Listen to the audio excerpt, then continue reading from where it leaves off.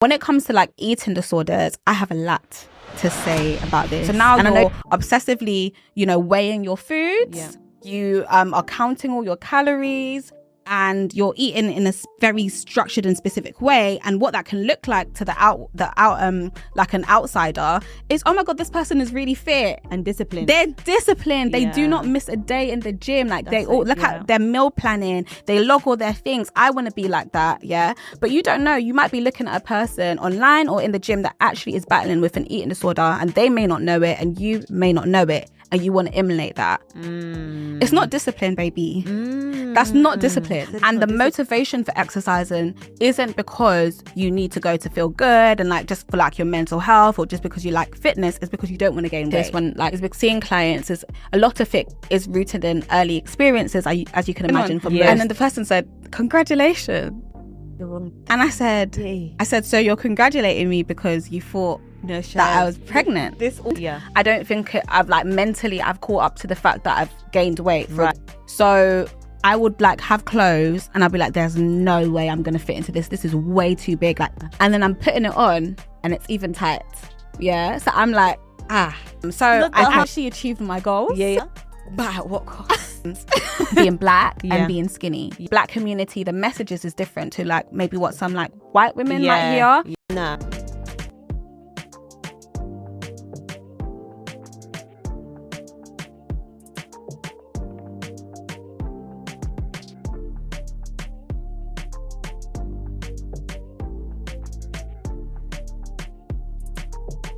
Here on the Weight of It podcast, we'll be discussing sensitive topics around weight, diet, and mental health. If you find any of these conversations triggering and need some support in your own journey, there are resources and links provided in the bio and description box below. Now let's get into the conversation. Welcome back to another episode of the Weight of It podcast. It's me, Rose, also known as Run of Rose, as your host again. And on today's episode, I've got a very, very dear friend with me. Everyone say hi to Shevonne. Hey. So, Chev, do you want to introduce yourself? Yeah, sure. So, as Rose said, my name is Shevonne. I am a qualified cognitive behavioral therapist. Period. And I'm a life coach. I'm also the founder of Sakura Wellbeing. Lovely, lovely. So, you guys heard we've got a therapist in the chair. So, I definitely have a few questions about that. But for now, I'm going to start off with some quick fire questions, and then we're going to get into the rest of the conversation. So, how are you doing, by the way? I'm doing well. Yeah. I'm doing real good. Oh, good. Because you look like you're doing well. It's giving self-employed. Yeah. It's giving I'm free. Freedom. I can move. From the shackles of NHS. Ooh, it's not too much of my previous employer though. Not too much. Not too much. I mean, just in case I gotta go back. I have to cut that bit out. Yeah. Okay, cool. So, quick fire questions. Home workouts or the gym? None. I love the honesty. Yeah. No, okay. Maybe a class pass. Okay. Yeah. Okay. The ones that you didn't use all the time. Yeah. Got you. Okay. Therapy online or therapy face to face? Okay. I'm gonna say face to face because you can create more of like, that relationship. Yeah. But online is just easier. Yeah. More accessible. Okay. And the last one is slim or thick? I'm going to go ahead and say thick. Yes. You like them not thick. Finally. You've arrived. I've arrived. Perfect. So Chev, every single guest that comes, I'm asking them a particular question. Obviously, as you know, the podcast is called The Weight of It. Mm-hmm. So I want to know what weight you're carrying. So some people are carrying something that's a physical weight, an emotional weight, mental weight, whatever. So what weight are you carrying? The weight I'm carrying is just being way too damn thick. I'm joking. The weight I'm carrying is adjusting to weight gain. Okay. Yeah. Right. So talk to me a little bit about that. What do you mean by adjusting to weight gain? So like, tell us a bit more about that. So I have been slim all my life. Yeah. So before I started to gain weight, I would say that I was probably a size 6. Yeah. But on occasion, I could fit into a size 4. Yeah. Yeah, maybe an 8 sometimes, but mainly like 4 to 6, which is actually really, really, really small. Yeah. I only weighed about like 50 kg. Okay. That's probably the most I've like ever weighed. Yeah. And for context, how tall are you? I'm 5'2". 5'2". Okay. Yeah. Okay. So I'm small. So I feel like it just made me feel like just like at times just like a little boy. A little wait, why not a little girl? A little boy. Okay. Okay, fair enough, the little bit, but why the boy, not the girl? Because I don't got no hips. Okay. Right, okay, got you. Yes. Do you feel like that's how you felt, or do you feel like people made you feel like that, or like society made you feel like that? I feel like it's going to come from society, to be honest, because like when you hear like the first like messages, like growing up, it's not, it was, actually, do you know what? Let me take that back, because in society, being slim is a good thing. Yeah. So it's not about being slim, but that is like really mainly coming from like, I would say like white media. Like kind of glorify being slim. Like the whole like Western, like kind of Western world. Exactly. But I'm not white. No. So because of that, like I feel like what I've heard culturally about being slim is like slim isn't good. Right. Culturally. Speaking. And culturally we're talking about you being from Jamaica, or do you mean just like being black? I think both. I think being black, I don't think being slim is like glorified in the black community, but also Jamaicans, I don't think Jamaicans like love being too slim either. Okay, cool. So how is that then navigating that? Because like you said, you've been slim all your life, and now you're the weight you're carrying is adjusted to weight gain. So what's that been like for you? Like navigating the change? No, not even navigating. Before you started navigating the change, like you said, you're aware that in your culture, being slim isn't glorified. So what's that like then? Okay, when I say being like slim, right, I think growing up, like when I used to go back to Jamaica and like see family, things like that, like people would just say, oh, you're mager. Okay. If you don't know what that is, it means you're very, very, very, very slim. And they'll even go as far as to say you're mager like dog. Like, you know the dogs that haven't been fed? That is very insulting. So these are the things that Jamaicans love a creative. They just like they like a simile, if you haven't noticed. So like, you know, that wasn't very great for my self-esteem or my confidence. So, you know, or just you need to eat, things like that. But I also think, like, for example, calling somebody skinny isn't seen as like so much of an insult as if you were to kind of outward and directly call somebody like, or say you're fat, right? So I feel like growing up, not even just like with like my Jamaican family, but I think over here growing up in the UK, people will say, oh, like you're so skinny, or for example, they might say, oh, you need to eat, or, you know, and they don't think they're being rude. But for me, I'm like, I'm trying. It's true. I'm trying to eat. It's true, because dare you go and tell someone you're so fat. Exactly. That's then problem. All hell breaks loose. That's basically. It's a problem. But you're telling somebody that they're too skinny. They've got to eat it. So I used to be upset when people used to say that to me, but it's like, and then how can I now be upset for somebody calling me skinny? Because it's like, drop a tear. Like, what kind of, it's giving like, you know, like, how dare you? How dare you be upset about that? Okay. Yeah. And then, so like now adjusting. So now obviously you're saying that you've put on weight. How does that feel? What was that like? How did it happen? Like, I feel like I have been on a journey of trying to put on weight for such a long time. Like just trying to eat, trying to gain weight, and it's just never really worked. So literally like every year without fail, I'll just put it on like my goals, like gain weight, gain weight, and it just would never happen. I've tried everything, like I would say like you know, I don't know if you knew about like epitamin. Yeah, I've heard of it. So that is what I tried at first. Like I tried like I did actually know you tried it. I did. Okay. I tried it. I went and got it probably illegally from Peckham. I can always trust Peckham from illegal goods. Of course. It was one in some grocery shop. I said, where is it? Yeah. So I used that to try and see if that would help me to gain weight. And I would say that it made me like eat more. Like it gave me like more of an appetite, but it had like some really bad side effects, which was like getting like really, really tired. Like really drowsy. Just so instead of like eating, I would just sleep. You know, I'm already a tired babe. I'm anemic, so I was gonna sleep anyway. So that wasn't like helpful. It wasn't helpful. So instead of like, you know, staying up and eating all my meals, I would just sleep in. So I just found that it wasn't very productive for me.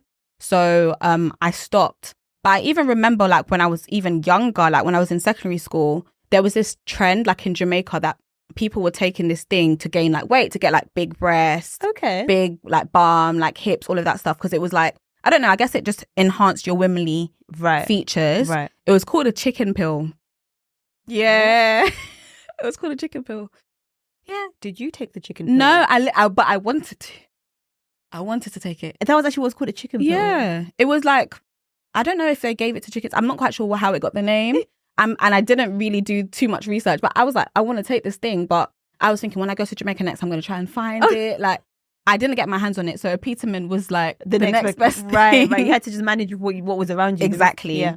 So I'd constantly be watching like videos on YouTube about like how to gain weight, what people did, all of that stuff. But I just couldn't do it. Yeah. And then I just kind of felt like, okay, like maybe I'm just going to stay slim forever. Like I'm not going to actually be able to gain weight. Right. So I kind of just started giving up really. Really? But like I went to the gym, like I was trying to like lift weights. Yeah. And then I feel like I had like a moment of brief success where like maybe I gained like maybe 3 kg. Yeah. And then I was like, okay, cool. But then I just don't feel like I was disciplined enough for the gym. Right. And to kind of keep up that lifestyle. Yeah. So I gave up. And then just as I gave up, I'm going to say that it was probably like relationship weight really that probably came in and like made me start to gain weight because I was just eating a lot, like eating out a lot, ordering takeaway a lot, and I also went on like contraception as well. And I heard that makes people gain exactly weight. But I didn't go on it for the purposes of putting on weight. And previously when I was like slimmer, I did consider it. Like I literally saw the side effects was weight gain, and I said, yep, that is the side effect that I need. Looking at all the different like clauses and different ways. So you say weight gain? But the thing is, but I know that like the effects of like, you know, like the pill. Like, I know that it causes other side effects like depression sometimes, like headaches, all of that stuff. And because I get really bad migraines, I was like, I don't think, as much as I want to gain weight, I'm not really willing to risk that. Like those side effects. Exactly. So I just forgot about it. But I got a different kind of contraception at the moment. And I think that may have had something to do with it too. Yeah, but maybe. Because like I said, I do definitely know that people can put on weight when they're on the contraception. And then on top of that, you're eating more as well. So, okay. Yeah. And then how do you feel now? Because you said you're adjusting to it. So like, I know we've spoken in the past about like how sometimes you feel like, I think you said about like body dysmorphia in the sense where like, you still haven't fully adjusted to the fact that you're now not a size 4 or 6. Yeah. Is that like... Yeah, I'm not going to lie. It's been actually quite hard. So my goal was to put on like 10 kg. Yeah. So as I said before, I was 50 kg. Yeah. I'm now like 60. Okay. Around 60 kg. And so I actually achieved my goals. Yeah. Well done. Yeah, I'm really proud of myself. We love a goal achiever. But at what cost?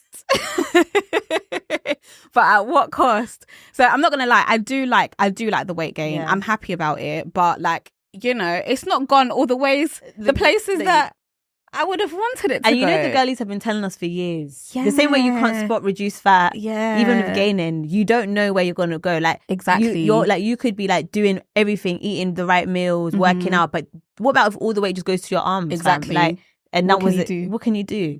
And you don't know until you do it. Exactly. That's the maddest thing. Like, you really would not know. Exactly. I tried to look at like my mum and like my sister, and like, because my sister had gained weight before me as well, because she was quite slim as well. Yeah. And then I was like, okay, where did their weight go? So I kind of tried to like foresee like where it went. But I think obviously we all just have different like body types as well. Yeah. And like I've noticed that other people could like, you know, weigh the same, but like it just goes to different places. And I think that's something to talk about, because you know, it's so, the reason I even asked about your height before is because people love to do the whole like comparison thing. Yeah. So like, okay, like I know back in the day when I'd post like my weight loss stuff, people are like, oh, what's your height?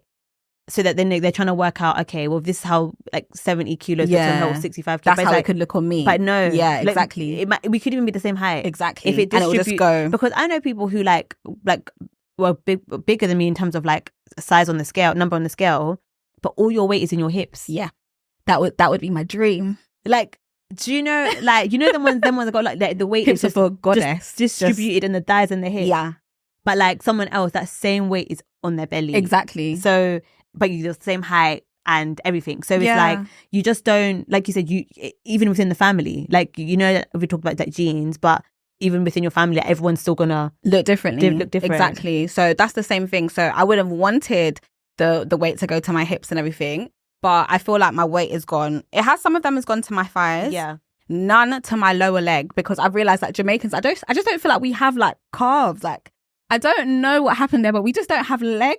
So the whole of Jamaica, I feel like a lot of them don't have it. Go look at Jamaicans. Oh. Look at Jamaicans. You'll see they just don't have it. My mum don't have it. My sister don't really have it. So I don't have no weight there. Yeah. I've got a bit on my thighs. My bum has grown. Praise the Lord. We see that the peas peeing. My boobs, but also my arm, but also my belly. The love handles, to be specific, and even my face. So it has gone different places. So. But then, so this was interesting because like even when you probably wrote that goal, however many years ago, like you want to put on weight, it was you were still probably thinking you just want it here. Exactly. And I think even like with people like who lose weight, like I remember when I first lost weight, I just wanted my belly to go. Yeah. When my bum started going too and my muscle from my thighs, I said, wait a minute. I didn't sign up for this. But it's like, I don't think it is possible to just lose or gain in one area. But it seems like now you're realizing like, yeah, you've got the thighs that you wanted, your bum, all that stuff, but it's all kicking off. It's all kicking off, especially in this area. Yeah. And how does that feel? Because I guess that's something you never had to really deal with, I guess, in the past. Like some of my guests who have come have like always kind of had the back and forth of the weight gain, weight loss journey where you haven't. What's that like? Yeah, I think it's been hard because like, okay, I feel like I can't say that I've had like, you know, when you're bloated, I've had like the bloating kind of thing, which is obviously going to show more when you're quite slim. Yeah. But it's just bloating. Yeah. Like my stomach was actually quite like flat before. Yeah. And when I look back at like, you know, pictures or videos, I'm like, no, where was my stomach? I didn't have one. Do you know what I mean? Like it was, and I missed that. So I think the adjustment really for me has been mainly like my stomach. Yeah. And okay, let me tell you a story, yeah? Because I was so fuming, like I was livid. So one day I was just like, recently actually, it was like maybe end of last year, I was minding like my business in TK Maxx, just going to get like, you know, face products. And, you know, I'm I'm on FaceTime to my mom. I'm like looking for like the products I'm looking for. And then all I hear, from a distance is, oh, excuse me. And I was just thinking, what's going on? And then the person said, congratulations. And then I said, no, he can't. I was thinking, he can't be, congratulations for what? He can't be. And I said, I really hope this guy isn't congratulating me because he thinks I'm pregnant. So I just ignored him, and then like I just like carried on. But then something wasn't sitting right in my spirit. So I said, I need to find out what were you congratulating me for. He was even the security guard that worked there, So afterwards, when I finished, got off the FaceTime with my mom, and then I went up to him and I said, sorry, what were you congratulating me for?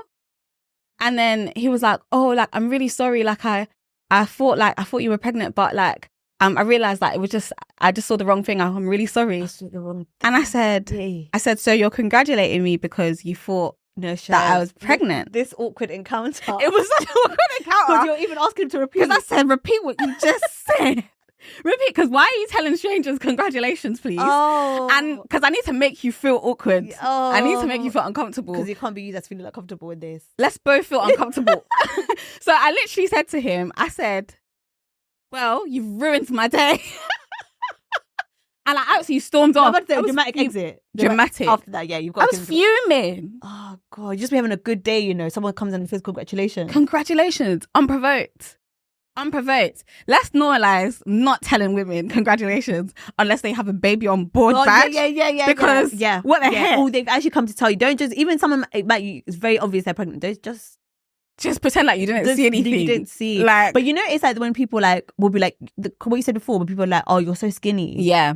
Why is that something that needs to be mentioned? Exactly. Like, regardless if it's true or not, it's a matter of why are you commenting on people's weight? Because you don't know what's going on for them. Like, you don't know what could be causing that. Like, if somebody was really like skinny, there could be multiple reasons why that person is skinny or why they've lost weight. Yeah. And you don't think about that when you're asking that question. Same way for when somebody's like put on loads of weight. Yeah. It could be like a reason, like a lot of stress or a lot of things they're going through that cause the weight gain. Yeah. And it's just not a priority for them. Maybe some people just don't care. Like, it's also like us inflicting our own views on what your body should look like when you're saying that. 'Cause I'll never forget. You just reminded me, like, when one of my jobs, when I first started like running frozen, when I was losing weight, you're actually starting to feel the weight loss. Yeah, I was even there in a crop top. Yeah, I wore a crop top to work. like I was girl.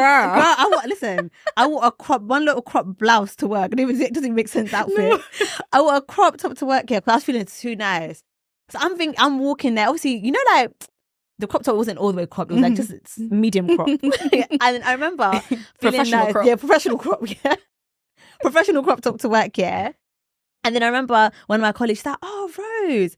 So I'm like, when I heard that, I'm feeling gas. I'm thinking, oh, like she's seen the result. She knows that I'm making a difference. I'm doing what I do. So obviously I'm there with my little salad. I'm like, yeah. She's like, oh, what are you eating these days? And I was just like, oh, like salad, like I've started being vegan. She's like, oh, you might need to slow it down because you're putting on weight. Sorry, I didn't see that. Sorry, that's a plot twist. Chef, I didn't see it go. I didn't see it coming. Head gone. What?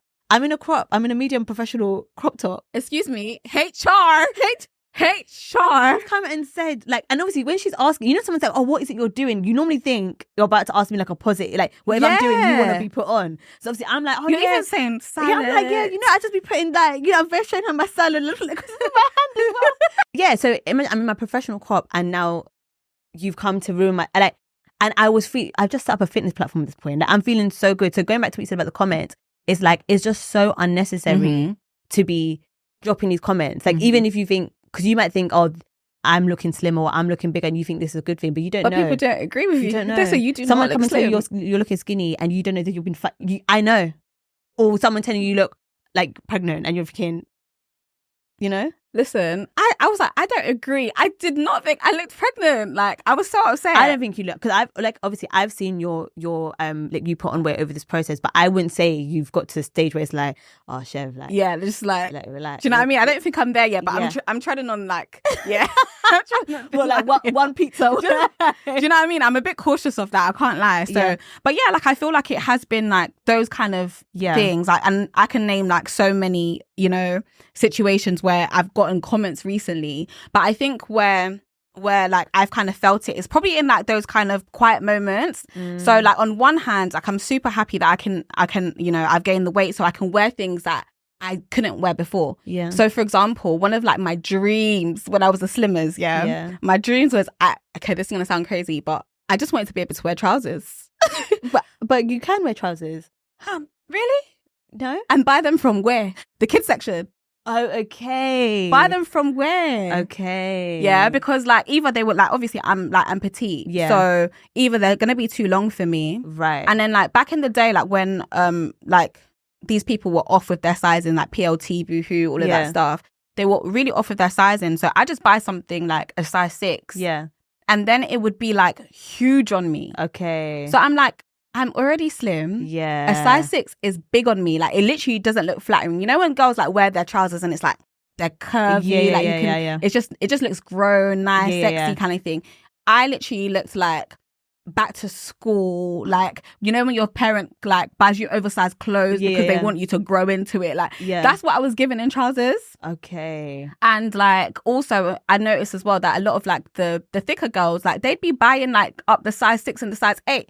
Even though that's not your size. So I was like, so like things were sold down. Like just things weren't fitting me like how I really wanted them to fit me. Yeah. So like on one hand, I'm happy that like I'm putting on trousers and I'm like filling them out now, and like I'm putting on things and they just fit me better. Yeah. But on the other hand, like the transition of not clocking that I've put on the weight is that I'm putting on clothes that I used to wear and I'm fighting for my life to get into them. Okay. Fighting for my life.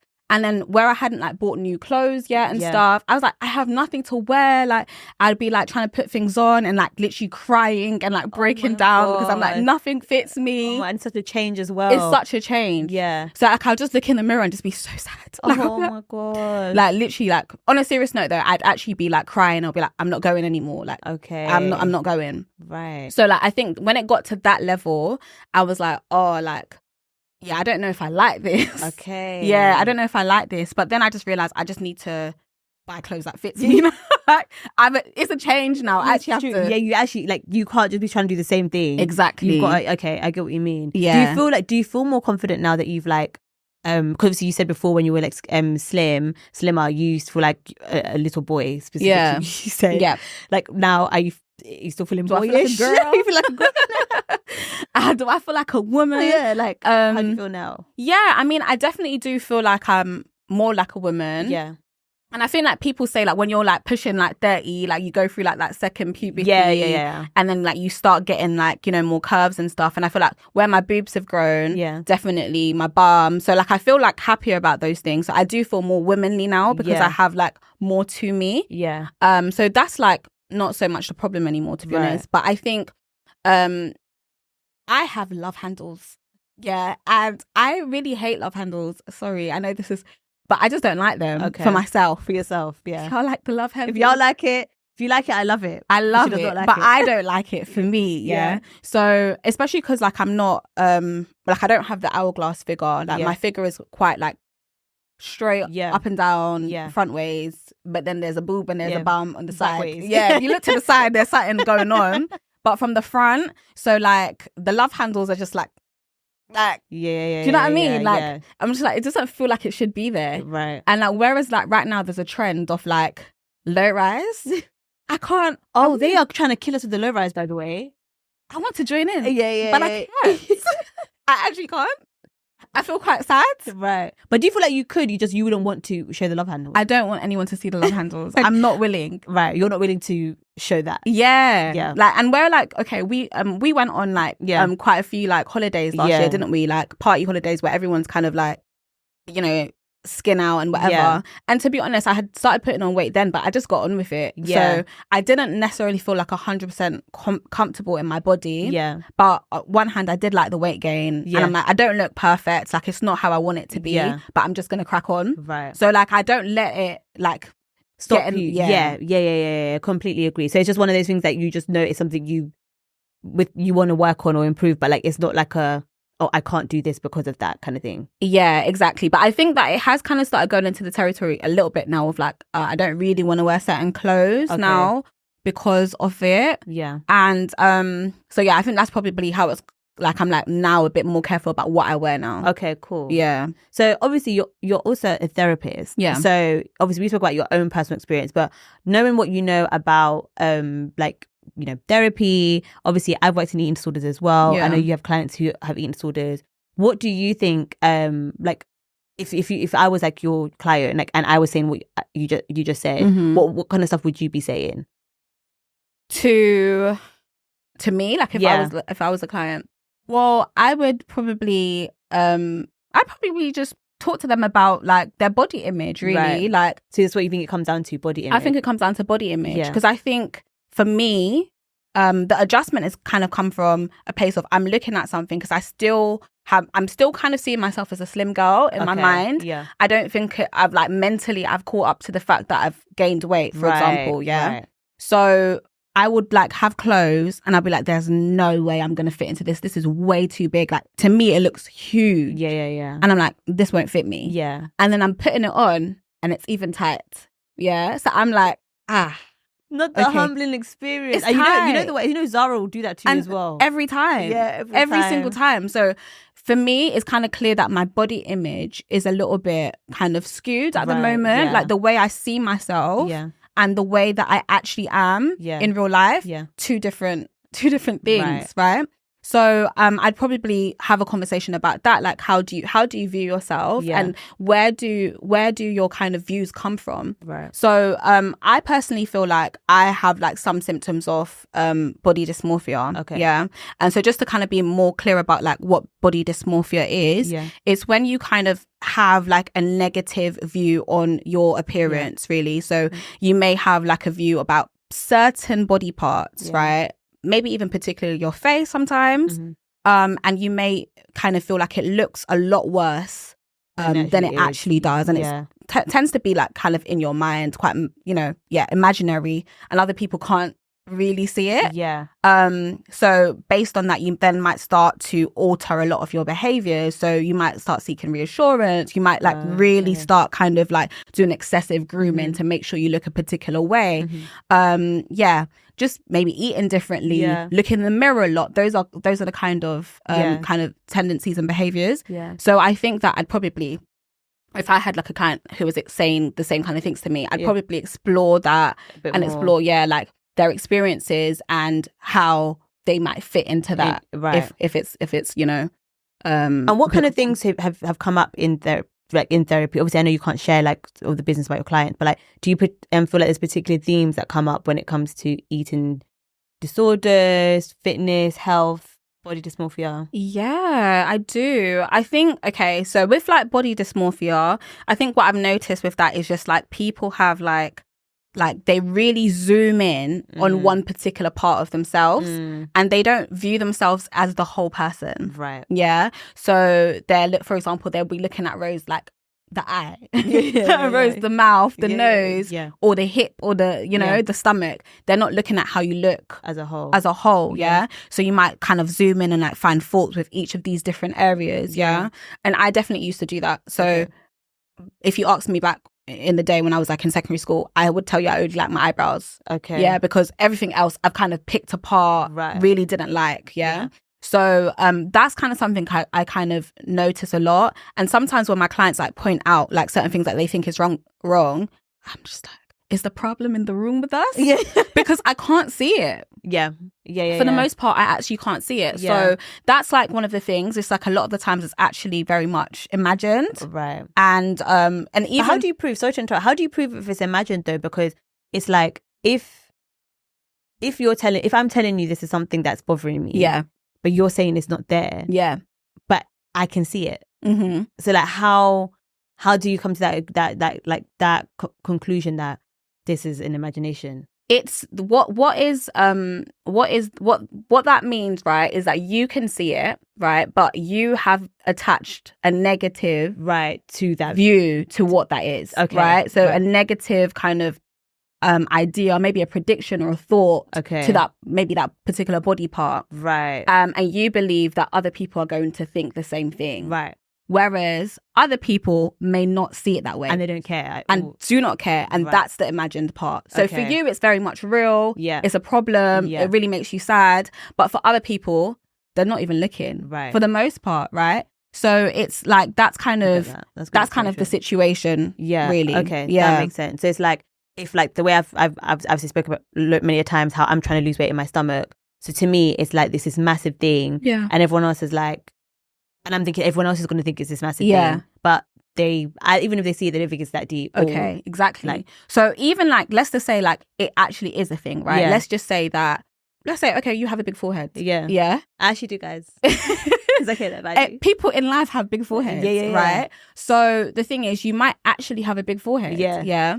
But maybe people are not viewing your big forehead as so much of a problem as you are. Yeah. Right? Yeah. So to you, it's a big problem. To other people, it's like, okay, people have big foreheads. Yeah. Next. Do you know what I mean? I get you. So it's kind of like that. Yeah. So that's a big thing that I've noticed. And it is hard to kind of get people to see it that way without also kind of seeming insensitive. So you have to really approach it with care, because it is something that causes that person a lot of insecurity. Yeah. But not everybody is viewing that problem the same as them. Okay. Got you. Yeah. Got you. And then when it comes to like eating disorders, I have a lot to say about this. And I know that you used to like work in eating disorders. I used to work in eating disorders as well. And I don't know, God is funny because I just find it interesting that I've actually worked in that industry for so long. Yeah. And here I am talking it was meant to be. We're talking about weight, but it's it's a very complex mental health diagnosis. And I think before I started working in it, I was very like, I think I was ignorant. It was just like to me like, you know, people, I just thought it was a vanity thing. Like, people just want to be skinny. But then when you actually work with people and you actually talk to them and you hear, it's just like, oh, this is so much more. And I think for me, it humbled me when I realized when all the girls used to talk about food guilt, how they used to feel guilty after eating something.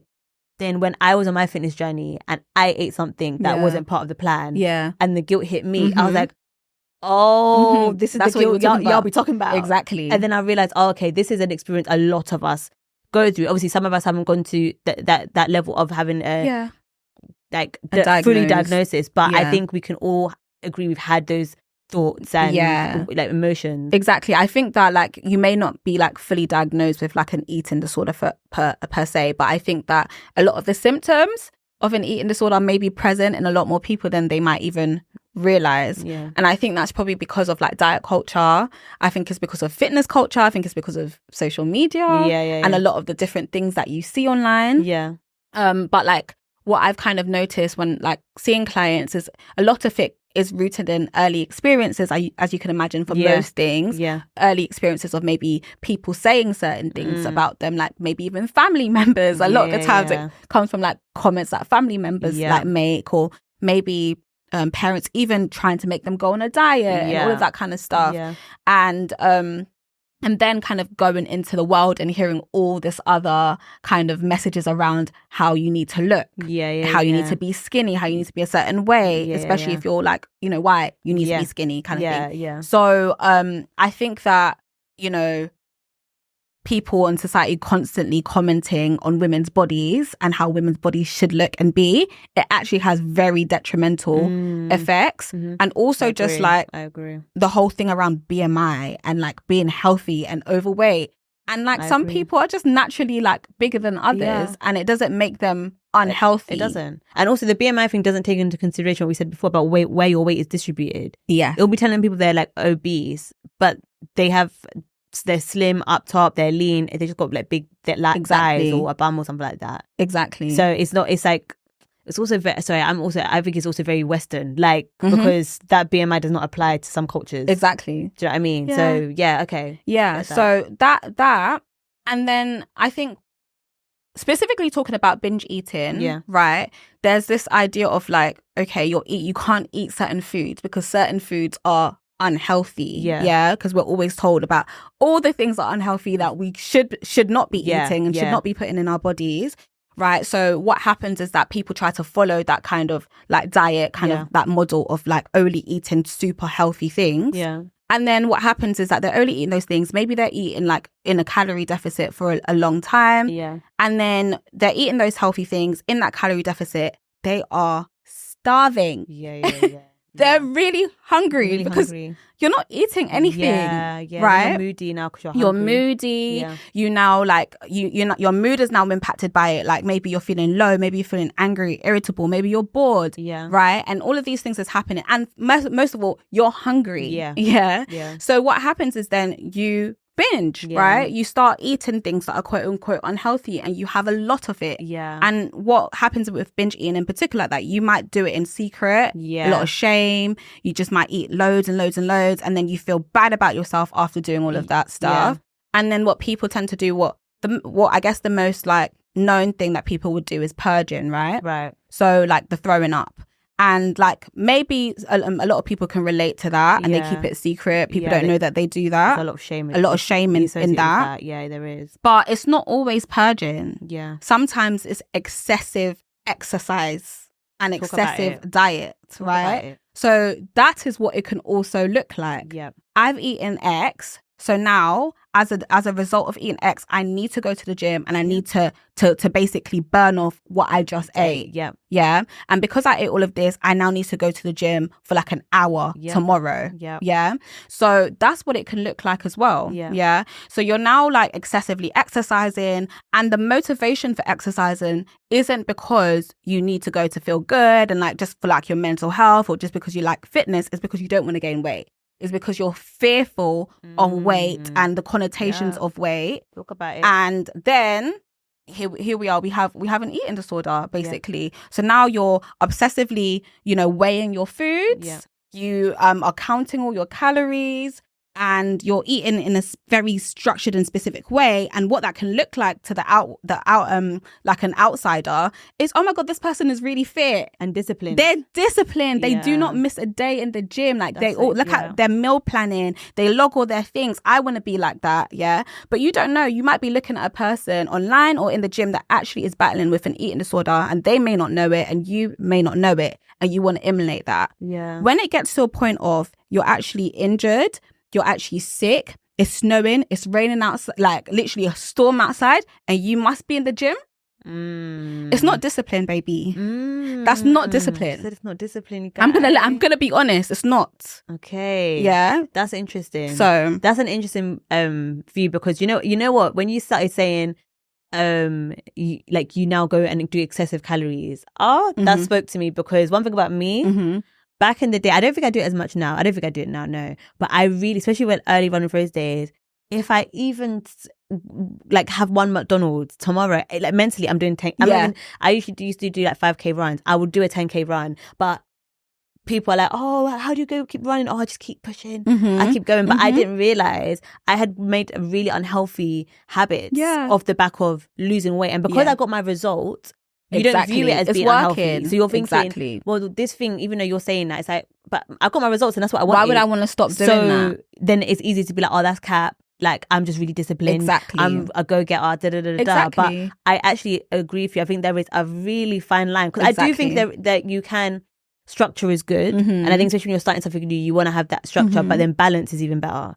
And I think that's the issue. So I defo, that spoke to me, child. But I defo feel like people will have, when you started saying about counting calories, macro, that's the fitness industry. Exactly. That's what the fitness industry is. Yeah. Like, and if you think about it, like, I think a lot of people are perpetuating it, and I don't think it's helpful. And they're kind of phrasing it under, discipline and being motivated and really wanting to achieve your goals, and saying no excuses. No, sometimes there is an excuse, actually. And sometimes you need to think about balance. Sometimes you need to think about your health, your well-being, and you don't need to be in the gym all the time. What is the reason? And if you unpack and you ask yourself, why? And you get to the root of it, you'll realize, actually, it's not because I'm being here because I actually want to be here. And like, your whole life is centered around the gym and fitness. What about other things? Yeah. Do you know what I mean? I agree. Because do you know what's so funny? Because I saw an influencer recently talking about how like she still eats carbs and stuff like that, and she was showing her meals, and it just looked like normal meal, chef. And I was just thinking, I wish I saw more of this, because sometimes when you do see more of the strict, and then when you can't maintain the strict, because it's actually not designed to be maintained. It's not sustainable. It's not sustainable. But then when you see people who have like, I know one of the fitness influencers, I'm actually going to say her name, Cass Fitness, and she's someone I've followed for years. And she always shows that she's having a Snickers bar. And it's so small, but I always used to love seeing that, because it's like, you love the Snickers bar, you can't come and die for it. Like, go and have it. Like, why do you have to actually come and die for the sake of abs or whatever? So I defo agree with you, but the fitness industry ain't gonna like that. They're not gonna like that at all. And like, so when I'm like working with clients with eating disorders, right, we'll do a food diary, a food log, and they will write down every single thing that they've eaten. And they'd write down whether they binged, for example, if I'm working with binge eating. So when I look at that, right, you can see like everything that they're eating, but we still want you to keep a structure of eating, right? Like, eat normally. So like, eat, your 6 meals a day if that's what you eat, or your 4 meals a day, whatever it may be. But also, it's actually fine if you had the popcorn. You can have the popcorn. You can have the Snickers bar. You can have those things, right? And on occasion, because also another thing is like, when you are, you're not eating anything sweet or like sugary or whatever, what happens is as well is like you essentially get the cravings, like your energy levels like dip, right? And you get cravings, like you want it. And the thing is, like, when you want it, your body is not like your body don't care about like coming back to the level that it was before. What it's trying to do is trying to overcompensate for missing out on that thing for so long, that you're gonna crave and want even more. So that's why you're binging, right? Because that now you can't just have one packet of popcorn. You have to now have 10. Because now your body is trying to overcompensate for what it was missing out on for so long. So that's why. But if you have like one chocolate bar, your body don't need to do all of that. Does that make sense? It will be satisfied. I think it makes perfect sense. And I feel like, obviously, hearing it from a therapist point of view, and then also just thinking about what I've seen working with eating disorders, is that it just makes so much sense, because I feel like people then have like the one and then realize, number one, they feel better. Yeah. It's like, oh, that felt nice. And then it's also like, oh, I didn't just put on weight, like kind of thing. You know, I just feel like people, and also what I really loved about what you said is the fear. Like when you're going to the gym out of fear, I think doing anything in this life out of fear, it's just a recipe for disaster. Absolutely. Because I know for a fact, when I enjoy my fitness session, I even feel like I've looked better when I go to the gym just for health and fitness. Like generally just as it's part of my routine. I feel better. But when I'm going out of like, oh my gosh, like I need to then I'm not even happy with my results, because you're even extra critical. You're more like so it's like you're not enjoying the process, you're not appreciating the outcome. So it's like, you have to ask yourself, is this model even working? Exactly. It's not, and the reality of it is that it probably isn't working. And like when you're like so obsessed with your weight that you're constantly like standing on the scale, okay, what have I lost weight now? It's only been like an hour. Do you know what I mean? Or like you just weighed yourself yesterday. And there's so many different reasons why your weight can fluctuate. So menstrual cycles, drinking water, for example, it can make your weight different. So if you're constantly weighing yourself, that's not even a true depiction of what you actually weigh. So even in treatment, we would do weigh-ins in each session, and you are only allowed to weigh yourself once a week. So whatever else you've eaten, you don't know if that candy bar has now added weight. Because realistically, one candy bar is not going to change anything. It's not going to change anything. Do you know what I mean? But it's very scary. But I think we should also like normalize not weighing ourselves so much. Do you know what I mean? Just stop kind of the obsession about weight and appearance and how, do you know what I mean? But it's easier said than done. It's something I'm definitely trying to improve on. I'm a baddie for that weight scale, I can't even lie. And I'm definitely trying to improve it, because like literally I'll see it fluctuate, or I'll think, oh, I ate too much. Like my birthday, for example, that weekend, I feel like I ate too much. And it didn't really move. So I said, oh, okay. So you kind of feel like I can eat more. Like, do you know what I mean? But then also I remember with my therapist, one thing that she, like when we were unpacking some of this stuff for me,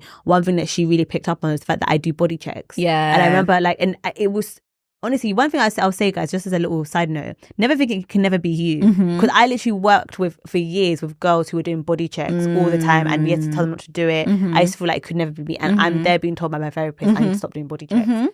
And I didn't even realize I was doing it. I'd go in the mirror every morning and I'll be looking at and proper like staring at myself, picking up myself, then getting on the day. What a way to start the day. Like, and my therapist was like, you know, she really got onto me about that and really like helped me kind of like overcome that. And I had to be like telling her like, you know, okay, this week I only did it like twice or something like that. And I think you don't realize how some of these like this is fear, that element of fear, how much it like now even in before you start the day, you're saying, what are you expecting to see overnight? Exactly, overnight. What are you expecting to see? And also, why is it so bad? Do you know what I mean? Like it was like a negative lens. It was never like a, you know, like kind of like in an appreciative way. It was like, and we did a lot of work of like actually like me being able to appreciate my body, like not even just like the physical part, but like the fact I have legs that help me walk, like the fact that I have a stomach that helps me digest food, like actually having to look at these body parts for what their use is, as opposed to just like how it looks under clothes. For aesthetic reasons. Basically, we can focus on our body as an aesthetic object, our face as an aesthetic object, rather than like a function, and rather just a body part. Just a body part. Seeing it as what it is. And I think, obviously, I don't really feel like this is a fault of our own. Like, it's just a symptom of society and the messages that we've all kind of like taken in. So we can also experience it from, you know, in different ways. And I don't think anybody is like really immune to it. You can, if you know, mess around, you might find yourself do you know what I mean? In that position, like you just said. So I think that it's just, wow. It's a very interesting topic. I could talk about it for ages, but I think my main kind of like point is just be careful what you're calling discipline. Be very careful, and also just think about why things are so bad. Okay, if you did put on a bit of weight, is that going to ruin your life? Like, why is that? Why are you so scared of gaining that weight? You know? If your stomach was big, why is it so bad? Do you know what I mean? And then if you really dig into that, you're going to find a lot of insecurities. People aren't going to like me. People aren't going to find me attractive. And it might come down to like how men view you. That part. And I think that was something that I personally like struggled with. And if you remember earlier, I said something about like, being black and being skinny. Yeah. So I think in the black community, the messages is different to like maybe what some like white women might hear. Yeah. But the message is that you should be slim thick. Yeah. You should be slim thick. You should be curvy. Yeah. No stomach. Yeah. Big boobs. Big bum. Big hips. Yeah. That is the aesthetic that they all say that they like, right? And obviously we know we have real bodies. We come in all different shapes and sizes, and we don't all fit into that, right? To the point that people, you know, are turning to surgery to fit into that kind of carbon copy thing that guys say that they like. Yeah. And I think when I was slimmer, like with the risk of like not sounding like, you know, vain or whatever, obviously the face card. But Bad Man literally just said the same thing. Like it was all about face. The face card, right? So like if you've got a face card, like people obviously overlook what your body looks like for the most part. They think that you're cute and pretty, you know, it's pretty privileged, whatever you may call it, whatever, right? So I think for me, when I was younger, I still did get like male attention. I think guys still liked me. But I think I noticed like the difference between how I may have been treated versus my friends that were thicker than me. My friends that had like the bums, the boobs, the hips, all of that stuff. I always felt like maybe less desirable. Actually. I've never felt like that too. 100%. 100% agree with that. I think, and you know, the ones where it's like you clock it and you're just like, rah. You see it happening in plain. But what can you do? What can you do? Like, so you're just like, do you know what? I'm bred. I'm bred then. You just have to charge. But like you said, face card. So it's like you could still draw things, but it's like.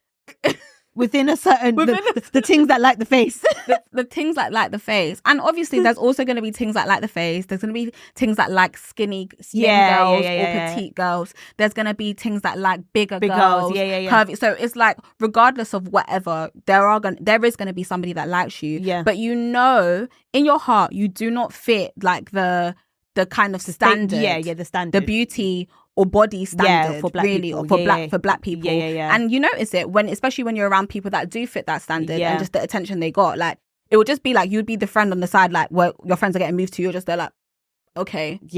But one thing I noticed, and I always felt this way, right? I just knew, I used to think maybe this is why like certain things is happening because I don't look like this. So the pressure for me to put on weight and to be thicker, it was coming from that place too. And so I have to be quite honest about that.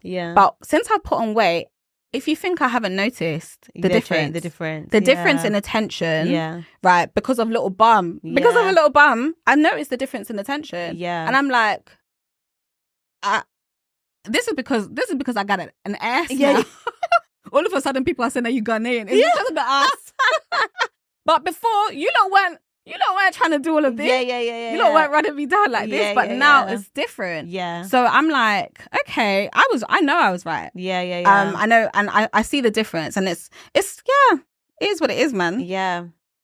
And we still got things either way. So you know what I mean? Like what? Do you know what? God knew that I couldn't. He said not to give it to him. No. Wait till you settle down. Now I'm settled down. Now he's giving it to me. Shev, it's been amazing having you and like having all these different insights as well. I love like looking at things from like a therapist point of view. It's been really helpful. Is there any last words you want to say? Anywhere people can find you? Yeah.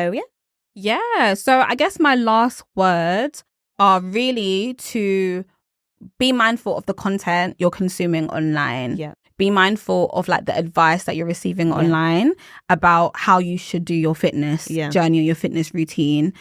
Be careful and look out for like very toxic behaviors.